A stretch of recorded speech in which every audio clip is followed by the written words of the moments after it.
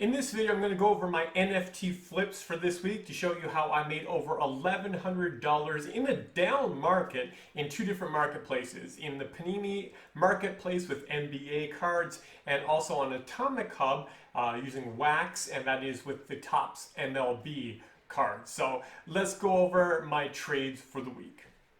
Okay, so this is the Panini blockchain right here, and these are the sales that I made this week. So we got 1, 2, 3, 4, 5, 6 different cards that I sold. So 2 of the cards were lower flips. The Harry Giles here and the Shaq. On these 2, I made a total of $22 profit. They were just kind of lower base cards, no specific reason they sold other than the fact that people were looking for them. Where I made a lot of my profit was on these silver Dwight Howard cards. You can see I have 3 of them. They are very good serial numbers. They have number 19, number 7, and number 3. Now the reason that it was a good week for flipping these is that they were a part of a challenge. So this is the first silver parallel challenge where if people collect these specific cards, and hold them until the clock runs out here, which is in 4 days at the time of this filming, they will get this LeBron parallel card in their collection. And they don't know, it's kind of like a serial lottery. They don't know which serial number they're going to get, so it provides an incentive. You're going to get an exclusive LeBron card. You might get a great, sub 10 or maybe his jersey number as a serial number. So lots of people will be interested in collecting these particular cards, and therefore these silver cards have more utility, and therefore they go for more money. So I know that when a challenge happens, it doesn't matter if this is NBA Top Shot or this is Panini, when there is a challenge, unless you're doing the challenge, it is the opportune time to sell. That's when you're going to get the most value for your cards.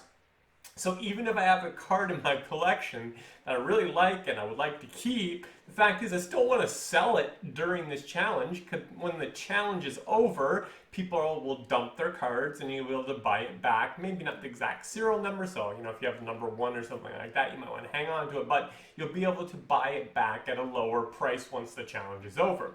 So anyways, I had 3 of these Dwight Howard ones. Admittedly, there was no strategy to this. I didn't know Dwight was going to be in this particular challenge. Although, if you ever do have an edge where you think you might know who's going to be in a challenge, it might be wise to stock up. But in this case, just blessed, had 3 of these parallels.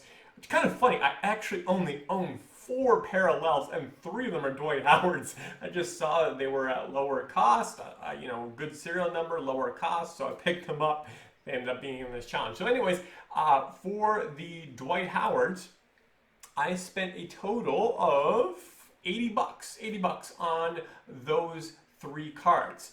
And you can see right here in the bidding history, I sold one for $125.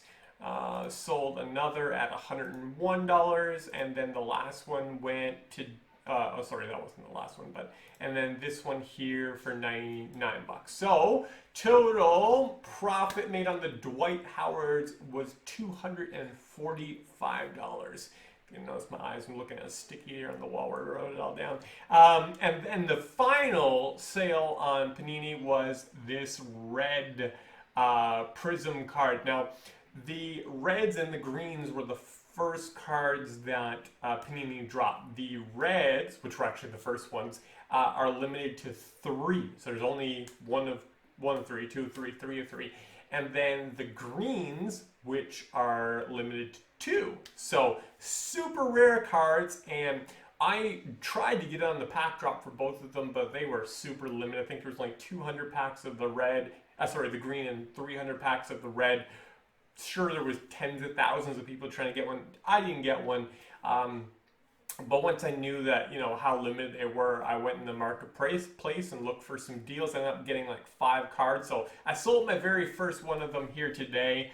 I was planning on holding it for longer, but I really wanted to take some profits to invest, because I think there's a lot of deals to be had right now in the Panini marketplace. So anyways, I bought this card for $160, and I sold it today for $400.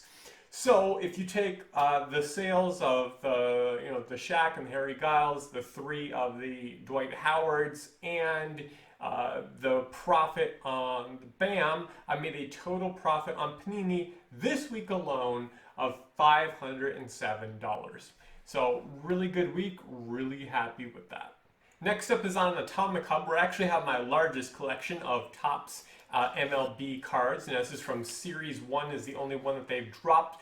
But we do have some indication that Series 2 is coming very, very soon. It looks like we probably will get an announcement next week. So that's the hope, at least. So Series 1, I've been doing lots of collecting. It's really been a buyer's market, but there has been opportune times to flip. And so I've been buying most of the collection, buying and holding most of my collection, but there are a few pieces that I will look to flip just so I can reinvest in other cards. I realize that, for MLB, this is like, these are low days, these are early days, and I think that there's going to be a bull market in the future, and so I'm trying to keep most of my sales for when that eventually happens. Maybe we'll get a catalyst with this next drop with Series 2, that's the hope at least, but I'm saving most of my sales for then. But I did have a really good week of sales. Now this, honestly, I actually do flip quite a few cards on MLB, but this has been one of the slowest weeks that I've ever had. And only sold, I think it was 14 cards this week. I'm just kind of scrolling right through some of the sales. These are mostly lower sales here. $3, $3, $4. So somebody came and bought a couple Pete Alonso when he won the home run derby. $1, $4. These particular COVID cards here, this one's the Blue Jays one.